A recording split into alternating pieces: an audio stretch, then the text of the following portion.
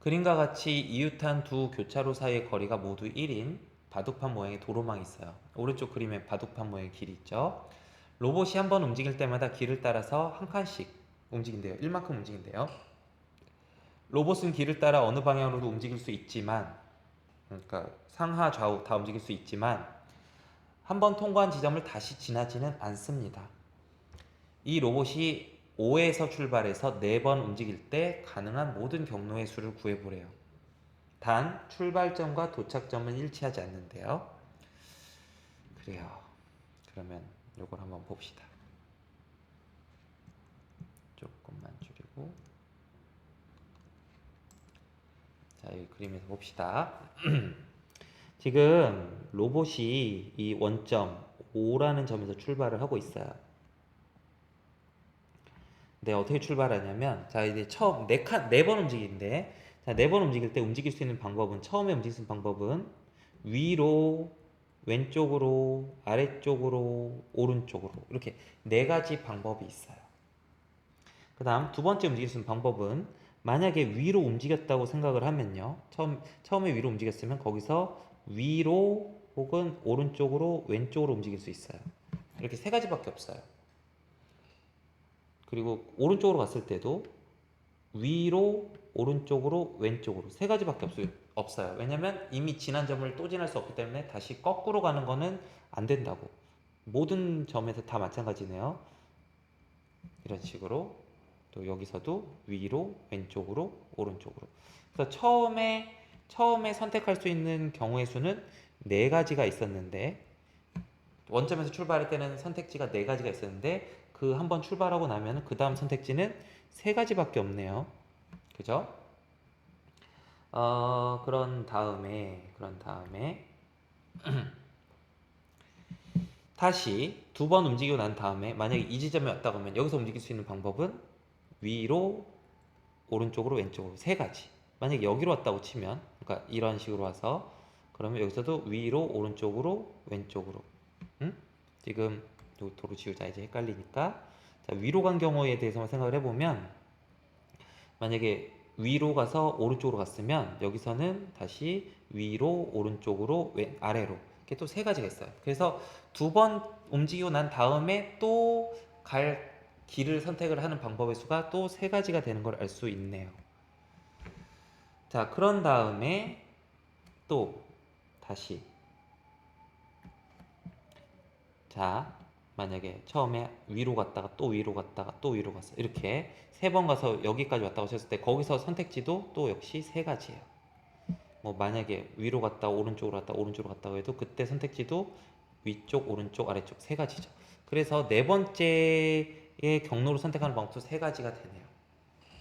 자, 이렇게 해서 경우의 수가 그냥 중복순열이 되는 걸 알 수 있어요. 처음에만 4가지, 그 다음부터는 3가지씩 되는 중복순열, 이렇게 되는 걸 알 수 있었는데, 근데 문제를 보니까 한 번 통과 지점을 다시 지나지 않아야 되는데, 지금 이렇게 움직였을 때 어떻게 지나더라도 한 번 지난 점은 다시 지나지 않네요.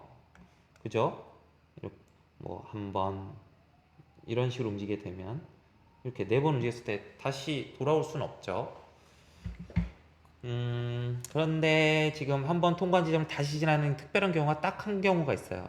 이렇게 출발점과 도착점이 일치하는 딱 한 경우가 있는데, 어떤 경우냐면, 자, 위로 출발한 경우에 대해서는 이런 식으로, 위로 출발한 경우에서는 이런 식으로 제자리로 돌아오는, 4번 움직이면 제자리로 돌아올 수 있거든. 위로 출발한 경우에 대해서 이렇게 2가지 경우가 있고요. 오른쪽으로 출발한 경우에 대해서도 위쪽으로 돌아오는 경우랑 아래쪽으로 돌아오는 경우 2가지가 있습니다. 다시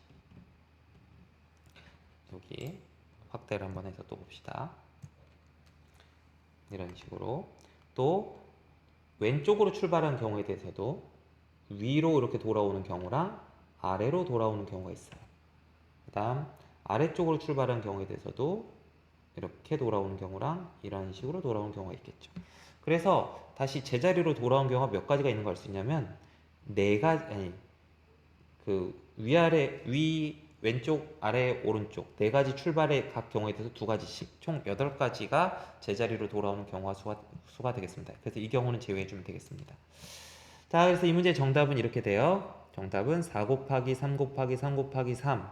일단 로봇이 경로를 선택하는 경우의 수가 이렇게 중복순열로 이렇게 나오게 되고요. 그 중에서 8가지 경우는 출발점과 도착점이 똑같아지는 거니까 제외해 줘야 돼요. 이런 것들을 찾아낼 수 있었을 때. 선생님 이런 거 어떻게 찾죠? 선생님 저는 이런 거 잘 못 찾겠는데 어떻게 찾을까요? 막 해봐. 여러 가지 경우들을 해서 되는 경우들은 어떤 경우가 있고 안 되는 경우들은 어떤 게 있는지 지금 선생님이 보여준 것보다 더 여러 번 많이 해봤어야 돼. 자, 그래서 이제 계산하시면요. 27 곱하기 4는 108가지죠. 거기다가 8 빼니까 100가지가 되겠네요. 이 문제 정답은 100 이렇게 되겠습니다.